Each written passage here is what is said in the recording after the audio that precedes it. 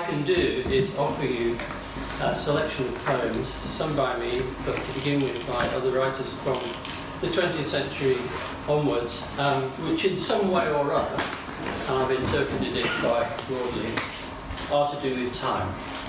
And I guess the obvious place to start is with T.S. Eliot's Four Quartets, and that famous passage from the beginning, which you probably don't need reminding of. I'm just going to read a little bit of that, because it's so much relevant to what you've been thinking about the last few days.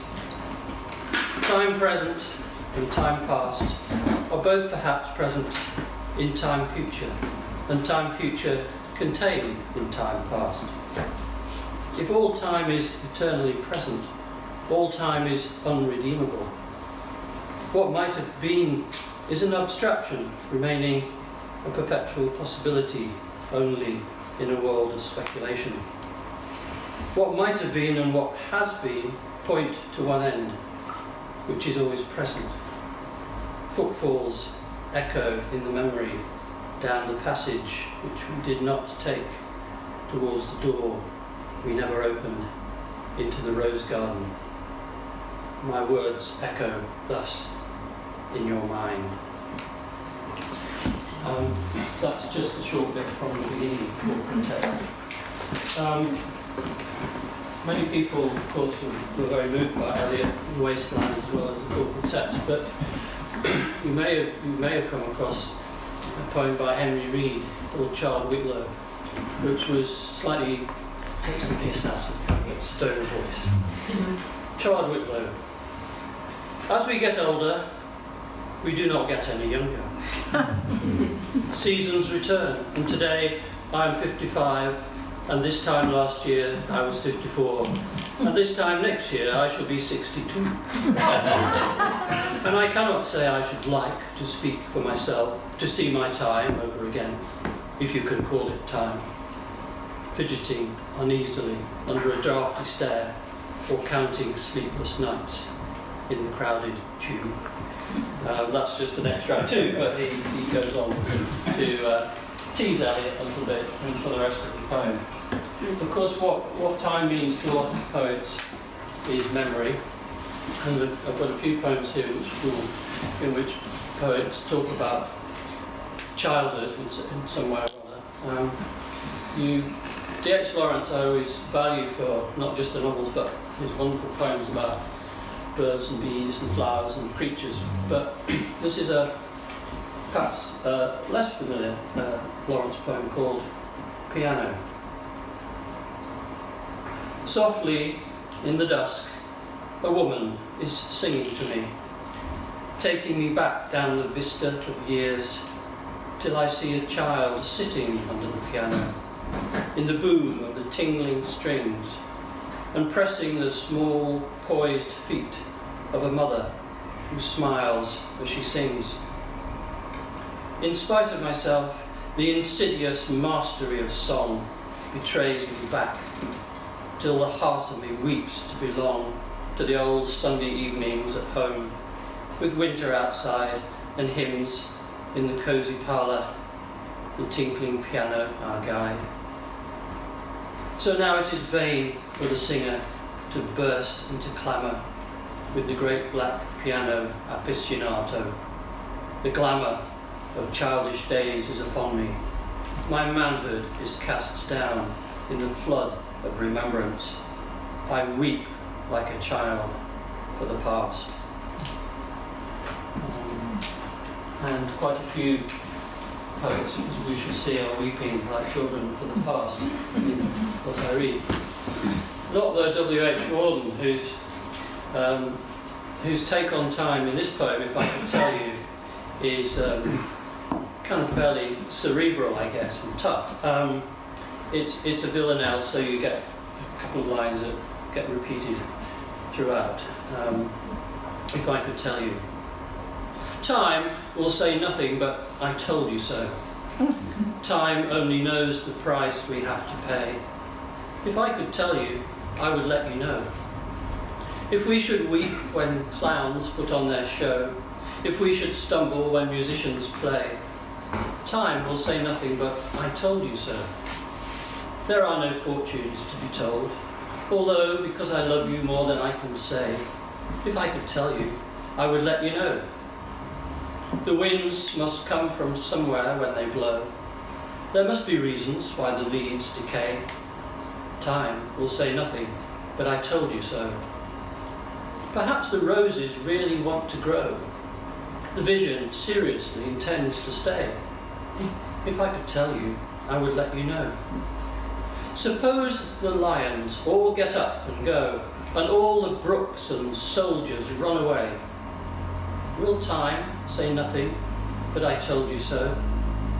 If I could tell you, I would let you know.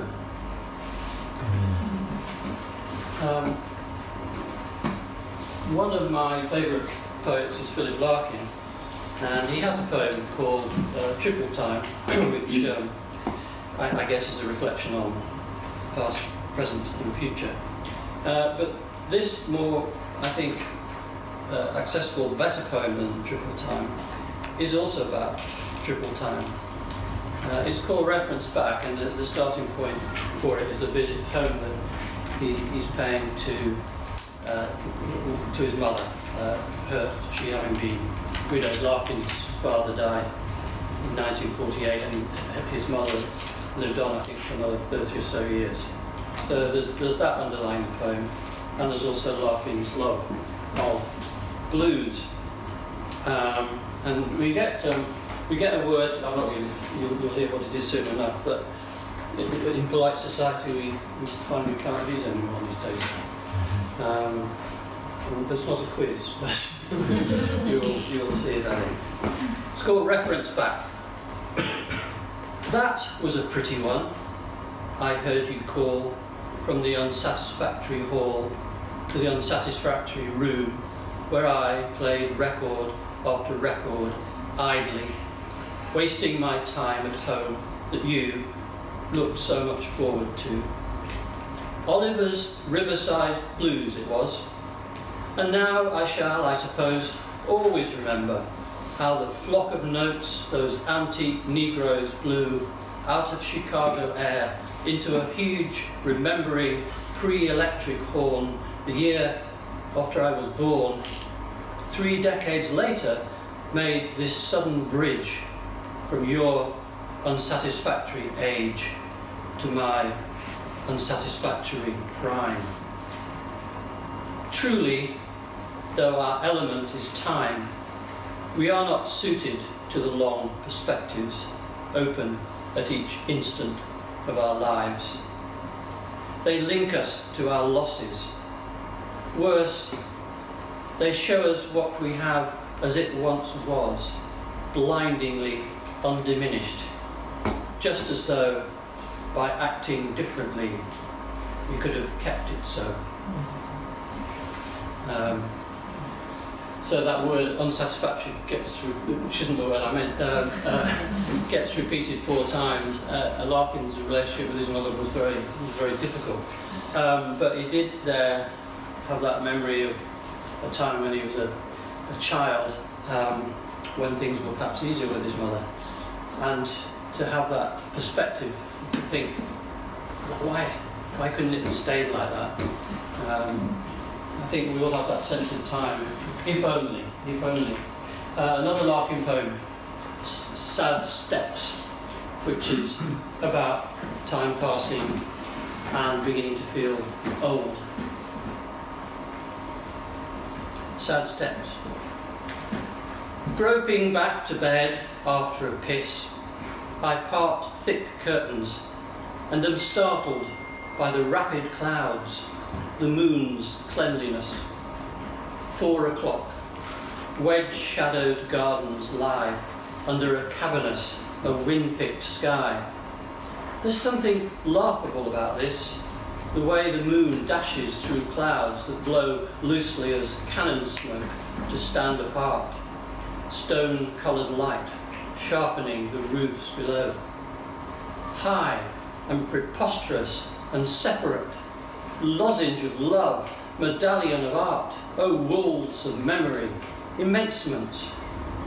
No, one shivers slightly, looking up there.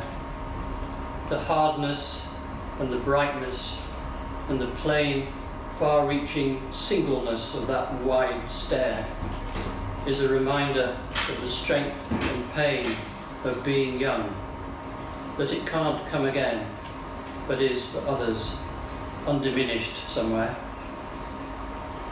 So he's looking at the moon, and those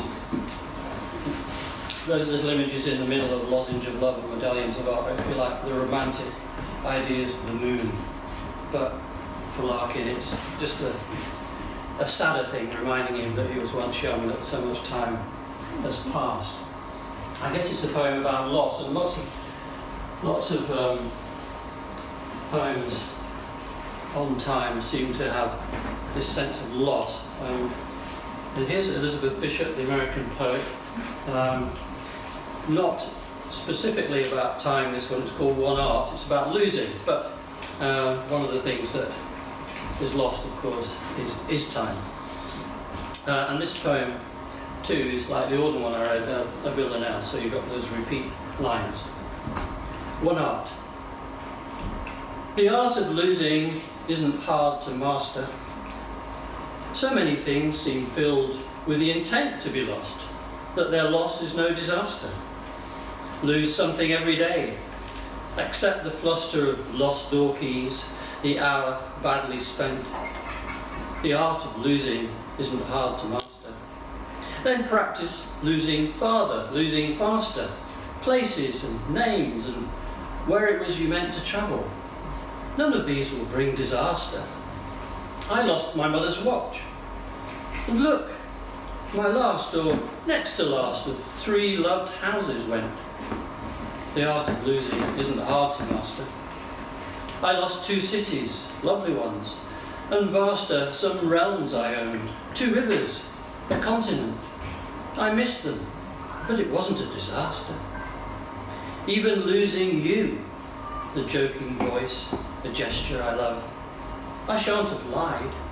It's evident the art of losing's not too hard to master, though it may look like, write it, like disaster.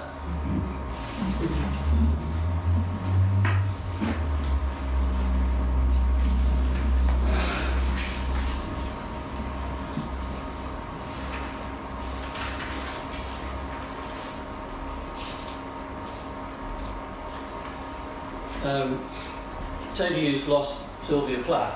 Sylvia Plath killed herself, as we know, partly because things had broken up, gone wrong with Ted Hughes in the marriage, left her, and so on. And he had to live for many years in the wake of that and the suicide of another of the women in his life, and to read a lot about himself. Sometimes very aggressive criticism of him, not as a poet but as a human being, as it were, being blamed for Sylvia Plath's suicide. But just towards the end of his life, he pulled together all the poems that he'd written over the years about her, as it were, reclaiming her from what he called the fantasia, all these myths that had developed around the marriage. And it's his way of, telling his side of the story, if you like. And I think one of the strongest poems in Birthday Letters, that volume, is the one called Daffodils, which is a memory of the good times in their marriage in Devon, quite early on.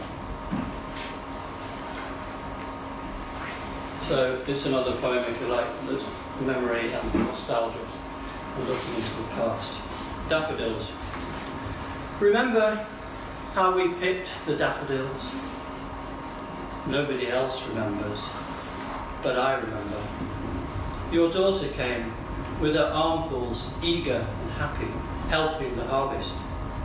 She has forgotten. She cannot even remember you. And we sold them.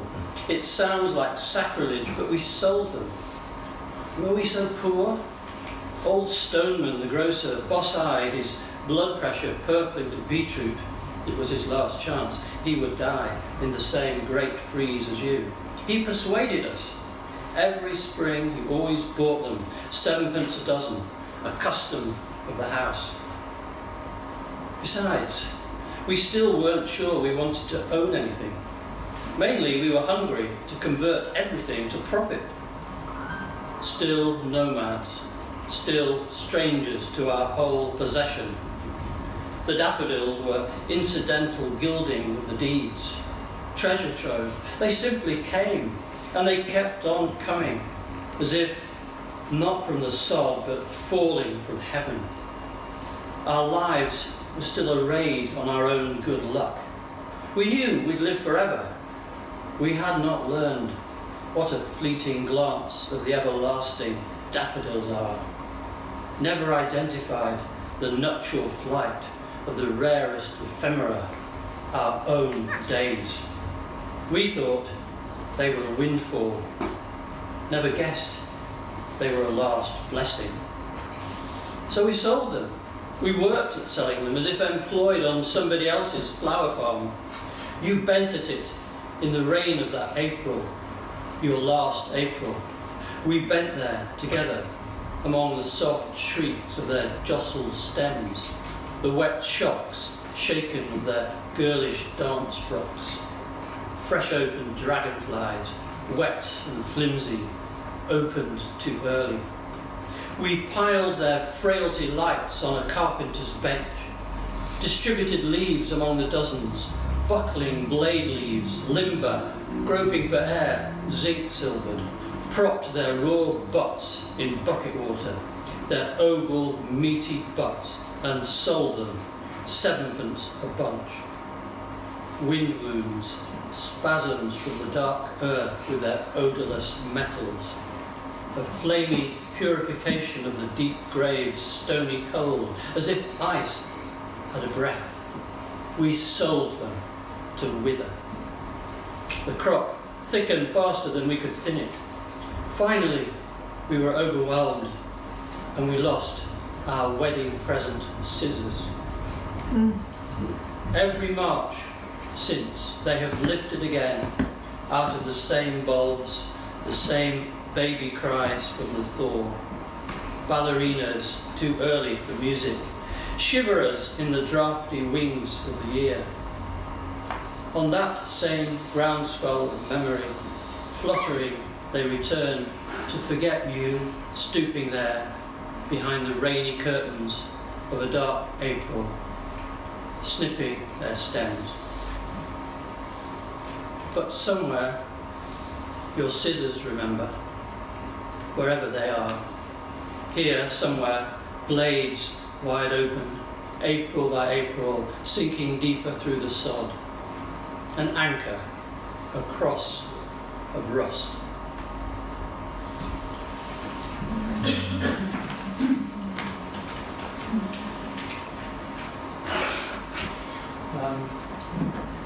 Feel something lighter is called for.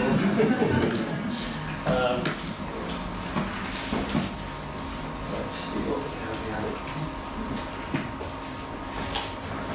Many years ago at Goldsmiths, I ran a poetry workshop, to which some very good writers who went on to be published poets came: Vicky Fever, Alan Jenkins, Fred Degar, and most famously, so famously, she's been on Desert Island Discs, Wendy Cope.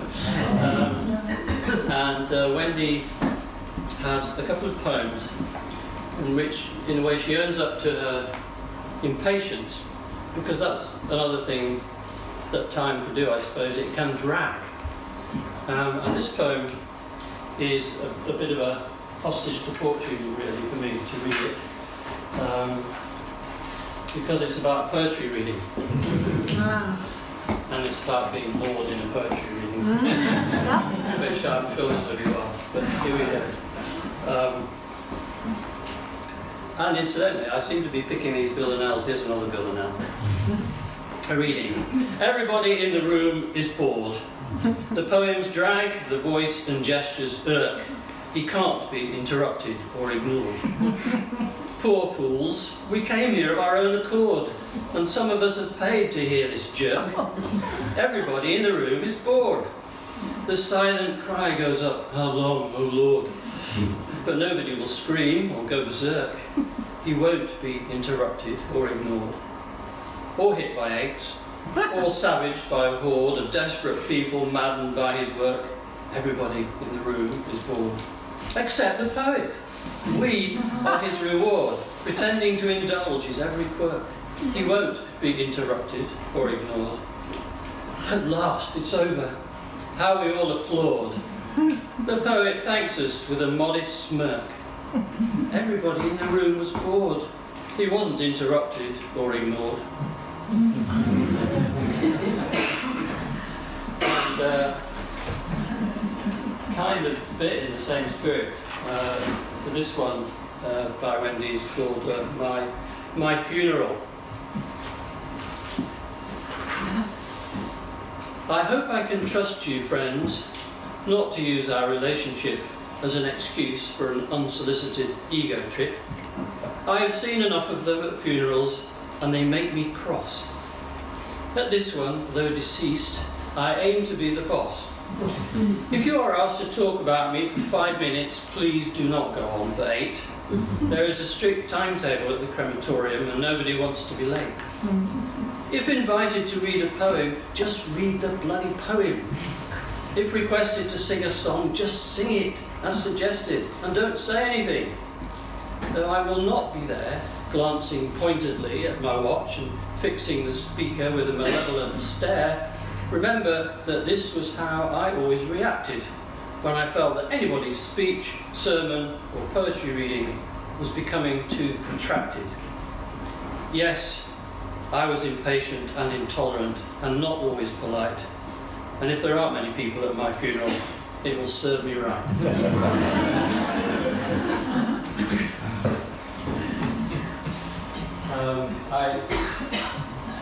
When I got to suck up this lunchtime, I suddenly thought, I haven't got a poem by Seamus Heaney that I can't possibly do a poetry reading without a poem by Heaney. And I didn't find one that is strictly speaking about time, but it's a little elegy for his mother, I think, or aunt, I can't remember which.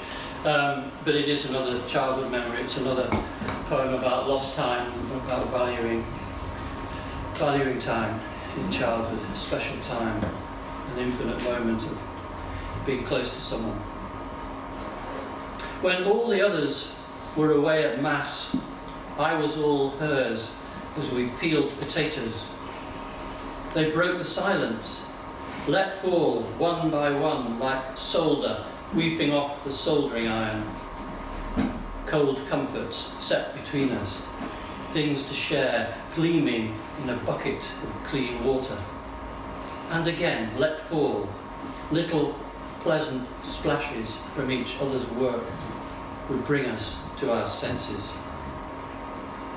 So while the parish priest at her bedside went hammer and tongs at the prayers for the dying, and some were responding, and some crying, I remembered her head bent towards my head, her breath in mine, our fluent dipping knives, never closer, the whole rest of our lives.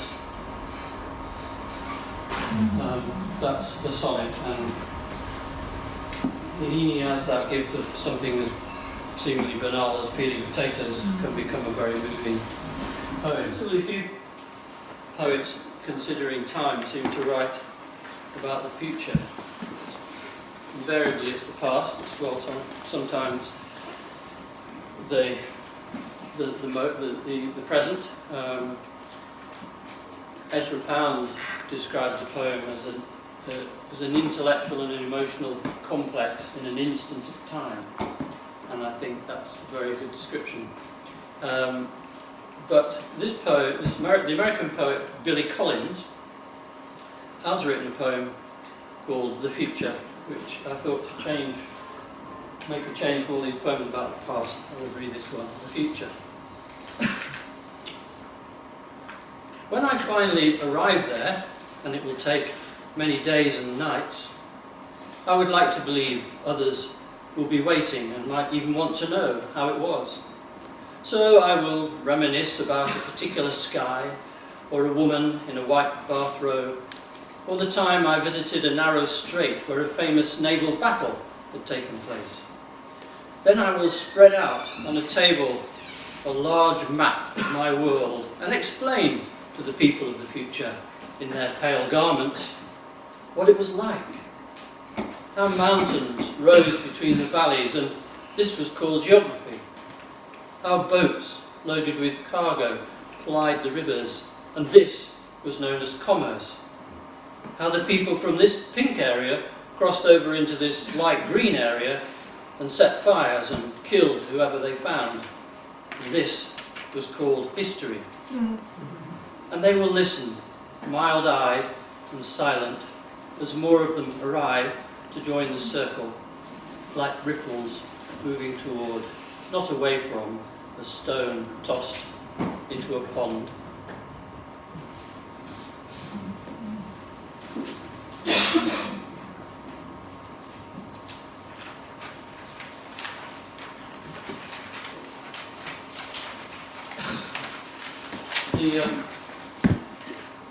The last current poet laureate now is Simon Armitage, but Caroline Duffy, who stepped down, it was about a year or so ago, has a couple of poems about time and about that particular moment where we either lose an hour or we gain an hour, and I can never remember which way around it is. Even on the day, I can sometimes fail to remember which way around it is. And she's got one on each. So the first one's called Meantime. It's written at quite different points in her life, but the first one's called Meantime, and I think set during the autumn. And it's a sadder poem, and the other one you'll see is a happier one. Meantime, the clock slid back an hour and stole light from my life as I walked through the wrong part of town, mourning our love. And of course, unmendable rain fell to the bleak streets, where I felt my heart gnaw at all our mistakes. If the darkening sky could lift more than 1 hour from this day, there are words I would never have said, nor have heard you say. But we will be dead, as we know, beyond all light. These are the shortened days and the endless nights. This one is called Spring.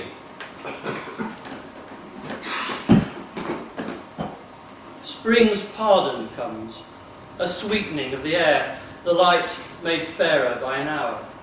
Time as forgiveness, granted in the murmured colouring of flowers, rain's mantra of reprieve, reprieve, reprieve. The lovers, waking in their lightning rooms, believe that something holds them, as they hold themselves within a kind of grace, a soft embrace, an absolution from their stolen hours, their necessary lives. And this is wise, to know that music's gold is carried in the frayed purse of a bird, to pick affection's herb, to see the sun and moon half rhyme their light across the vacant, papery sky. Trees in their blossoms, young queens, flounce for clemency. Write about timelessness. And this is a poem which made me pause and think about that we don't have the word, do we? Timeful. We have timeless. Do we have timeful? Which is called timeful.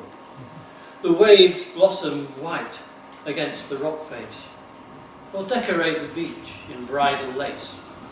It's the timelessness you come for, afraid your own is running out. Time full, there's a word you never hear. It helps to be oblivious to oblivion, but you face it every night that you can't sleep. Then it's dawn, and the forgetting resumes. Here you are, on the balcony, the sea serenading you, the sun with its armful of light. And this is a poem called Never the Right Time.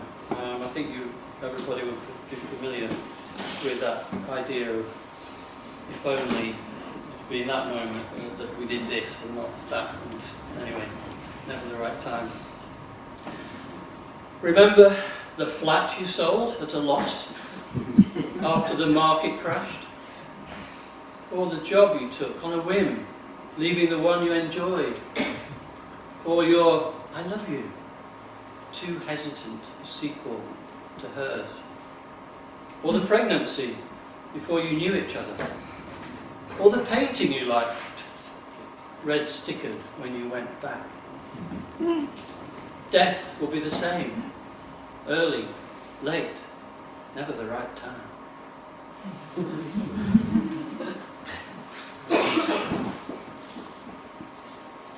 I think everybody also has a moment in their life where they realise that they're not immortal. I mean, I think we tend to have it at some point in childhood.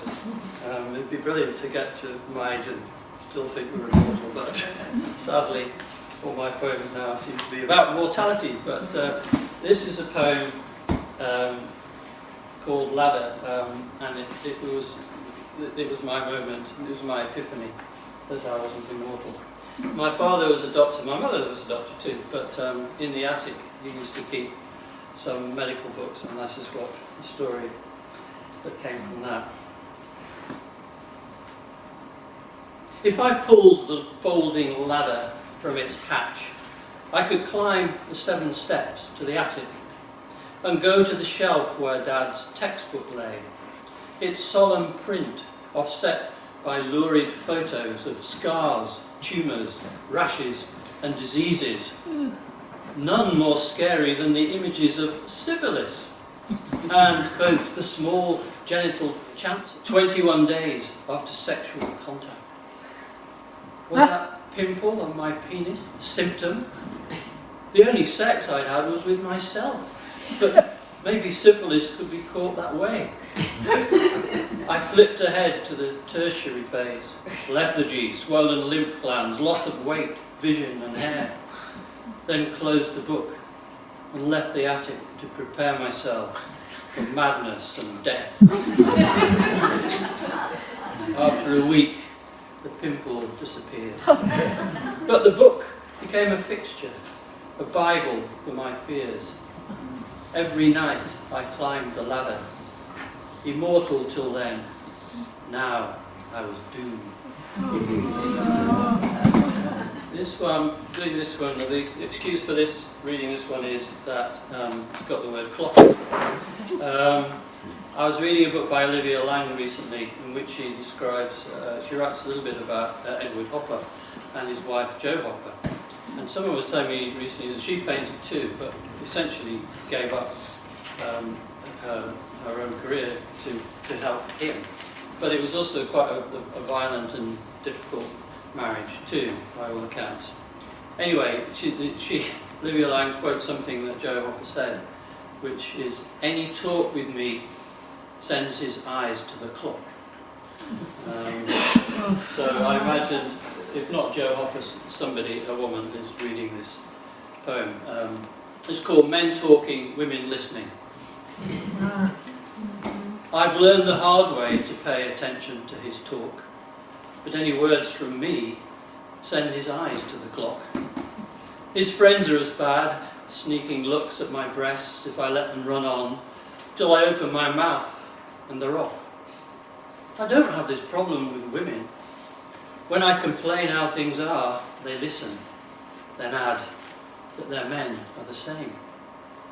Here he is now, come to tell me how his work has gone, while I sit there demure in our pinewood kitchen with the grinder and cleaver and the toxic oven gloves and the heavy stone pestle and the rack of gleaming knives.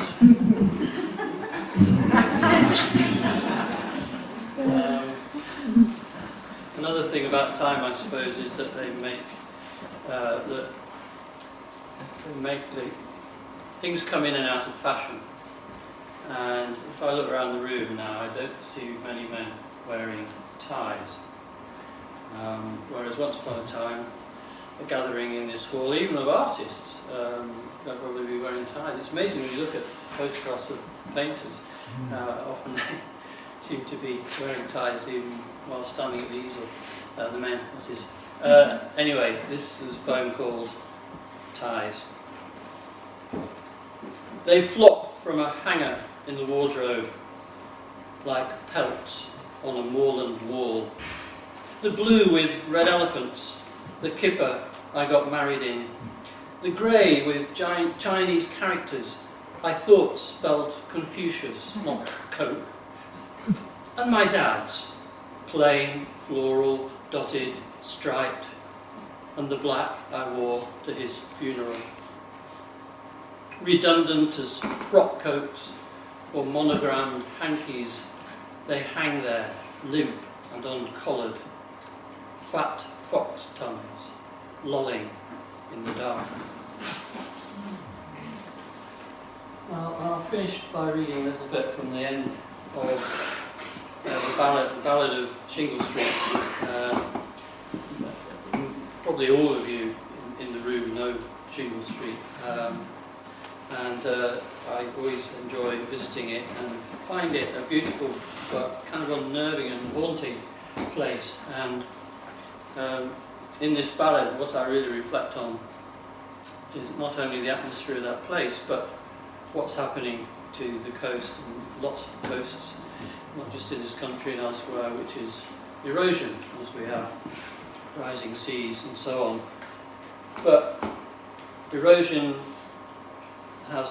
takes different forms. There's our own erosion, I guess, was the other idea going on in this poem, not just erosion of a coast, but erosion as we age and decline. So I just read from the very end of this ballad, because it's too long to read the whole thing to you. On Shingle Street the grind goes on, a churning bowl of sand and stone, a watery mix that unbuilds homes, unearthing earth, unlaying land, tall waves that flash like silver spades, and bulldozed buffs and quarried bays. Not give and take, but take and keep. Just shingle left on Shingle Street. For Shingle Street's a sinking street, the worn-out coast in slow retreat, with lopped-off bluffs and crumbling cliffs, and empty air where churches stood, and houses perched, and fields and woods, and no known means to stop the rot. A breaker's yard of rusted hulls where combers come, and herring gulls, a holding bay for washed-up trash, a rest home for the obsolete, a hole, a heap, a wreck, a rack, a no-man's land. That's Shingle Street. On Shingle Street, the sea repeats its tired old tricks, its one-man show. The drum-rolled waves along the strand, the bass-line thud and cymbal clash, as stones are stoned and pebbles dashed. Again, again, again, again, the waves collapse, the flints resound, the tide runs in and takes the ground, the tide runs out, the ground slips back. Variety is not the name, but that's the point. The sea's the same, unchanging grey, the one sure thing, a flooded plain in plain disguise, a level field that hides its rise through constant ebb and constant flow, unlike the earth, which shifts and shrinks, unlike ourselves, who have to go.